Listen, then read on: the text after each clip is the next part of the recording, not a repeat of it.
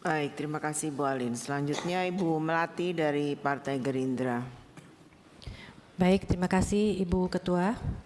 Yang saya hormati Ibu Ketua, pimpinan segenap pimpinan Komisi 4, dan juga yang saya hormati Pak Menteri Kehutanan beserta jajaran. Saya Melati, Pak, fraksi Partai Gerindra. Saya mendapatkan materi ini mencoba mempelajari materi yang disampaikan oleh kami para anggota berkaitan dengan hutan. Dan ini jelas dituliskan Pray for Sumatera Barat, Sumatera Utara, dan juga Aceh. Saya terus terang saja, saya Dapil Bangka Belitung, pas kejadian ini membuat saya secara pribadi nggak bisa tidur, mikirin ini gimana nasib saudara-saudara kita di sana. Lalu fungsi hutan yang selama ini kita bangga-banggakan sepertinya ada yang hilang. Pak Menteri yang saya hormati, saya paham Bapak baru saja ditugaskan di tahun 2024 ketika Pak Prabowo dilantik sebagai presiden. Lalu data yang disampaikan, Bapak tadi sudah memaparkan ada data deforestasi Indonesia tahun 2020 sampai dengan September 2025. Di sini sepertinya ada tren penurunan. Di tahun 2024 itu saya melihat menjadi puncaknya di angka 216.216.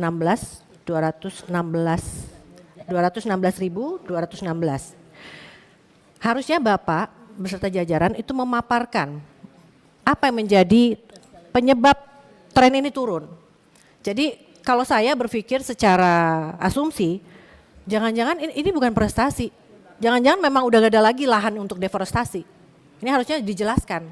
Kenapa ini tren ini kenapa turun? Syukur-syukur ini memang ada langkah-langkah usaha kita untuk mengurangi terjadinya deforestasi. Dan angka-angka ini Pak Menteri dan jajaran disebutkan di 3 provinsi yang terdampak banjir, terdampak bencana banjir, juga dijabarkan bahwa tahun 2025 mengalami penurunan. Sekali lagi saya ingin minta dijelaskan kepada kami semua, kenapa ini tren turunnya kenapa, biar kami tahu penyebabnya apa. Saya terus terang saja miris membaca materi yang disampaikan. Tadi Pak Menteri juga menyampaikan di halaman 8, ini kita mulai dari Aceh. Di halaman 8 ada peta perubahan tutupan lahan 2019 sampai dengan 2024. Ini terus terang saja, kalau kita lihat petanya itu nggak ada perubahan Pak. Jadi antara 2019 sampai 2024 nggak ada yang beda. Harusnya yang dipaparkan, yang disampaikan kepada kami itu adalah citra satelit. Per tahun ada aktivitas apa di situ. Sehingga di sini dijelaskan pada kurun waktu 5 tahun 2019 sampai dengan 2024 terjadi perubahan tutupan lahan dari hutan menjadi non hutan seluas 21.476 hektar terjadi dalam kawasan hutan seluas 12.159. Kalau dipresentasikan 56,61%. Ini enggak kecil angkanya. Jadi kami minta penjelasan ini. Jadi bukan hanya peta yang antara 2019 sampai 2024 sama. Jadi kami banyak yang awam di sini Pak Menteri, tapi kalau memang dihadirkan data secara detail akan kami pelajari. Begitu juga ketika saya melihat sebaran lahan kritis di lokasi das terdampak banjir. Kalau kita perhatikan satu-satu, ini dalam kawasan hutan hektarnya dibandingkan dengan luar kawasan hutan, ini ada yang signifikan sekali luasnya. Lahan kritisnya. Ini mohon maaf, apakah tidak pernah terpantau ini? Dan ini pasti enggak cuma sehari 2 hari terjadi, enggak sebulan 2 bulan. Ini pasti sudah bertahun-tahun Bapak. Dan ini harus menjadi pantauan kita, pantauan Pak Menteri dan segenap jajarannya.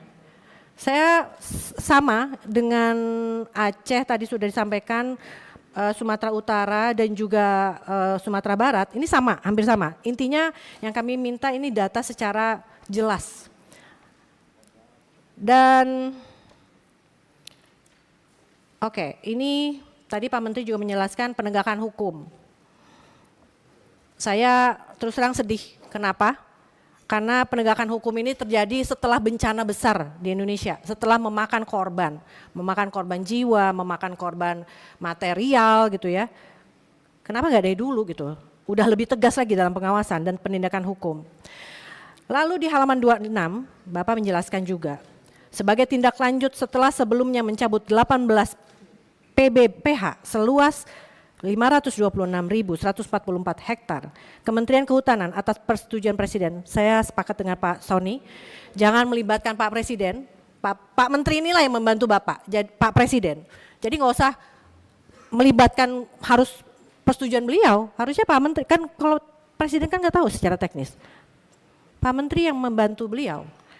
Jadi saya sepakat, jangan sampai nanti bola panasnya dilempar ke Pak Presiden, seolah-olah Bapak Presiden yang mempunyai tanggung jawab.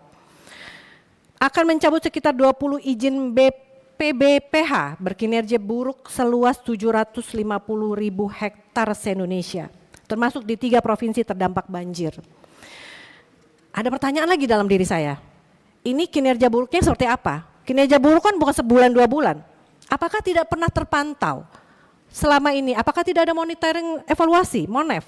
Dan PBPH itu setahu saya punya rencana kerja per tahun yang harus dilaporkan. Ini harusnya sudah menjadi evaluasi kita, evaluasi Pak Menteri maksud saya dan jajaran. Dan di halaman 29 ada rencana RHL pada das terdampak. Ada 3 provinsi yang disebutkan.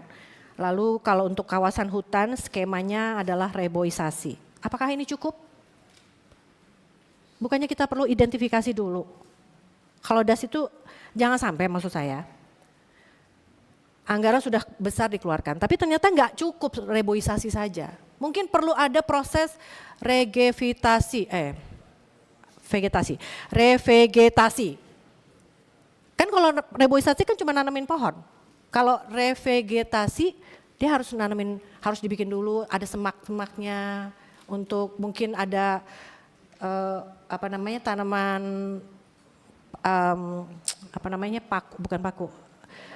paku-pakuan.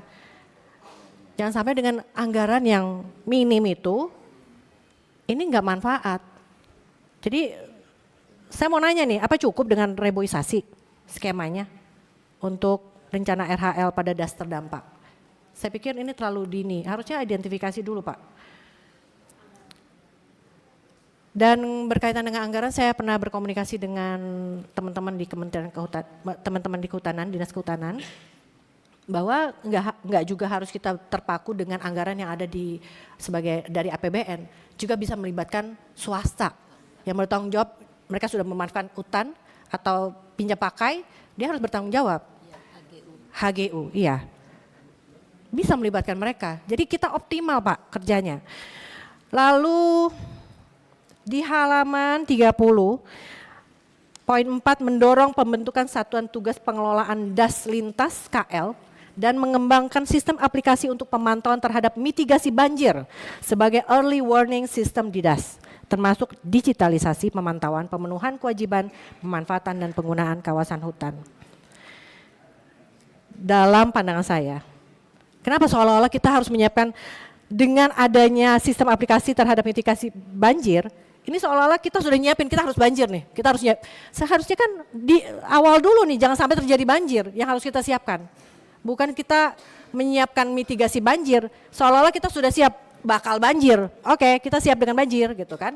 Kan harusnya yang harus kita lakukan adalah bagaimana kita tidak sampai banjir. Itu kan pengawasannya, harusnya sampainya seperti itu kan. Jangan sampai lagi ada bencana, ada banjir, baru kita bikin mitigasi ini. Saya rasa itu Bapak, Pak Menteri dan jajaran yang saya hormati. Mohon maaf saya agak semangat berapi-api karena hutan ini buat saya, buat kami semua mempunyai fungsi yang luar biasa. Dan kalau memang tidak melalui dengan pengawasan yang ketat, ini banjir besar ini, bencana ini bukan hanya terjadi di 3 provinsi. Kita akan menjadi ketar-ketir nantinya. Kedepannya di beberapa provinsi yang ada di Indonesia. Itu saja, terima kasih Ibu Ketua yang saya cintai. Terima kasih, wabillahi taufiq wal hidayah. Wassalamualaikum warahmatullahi wabarakatuh. Salam Indonesia Raya.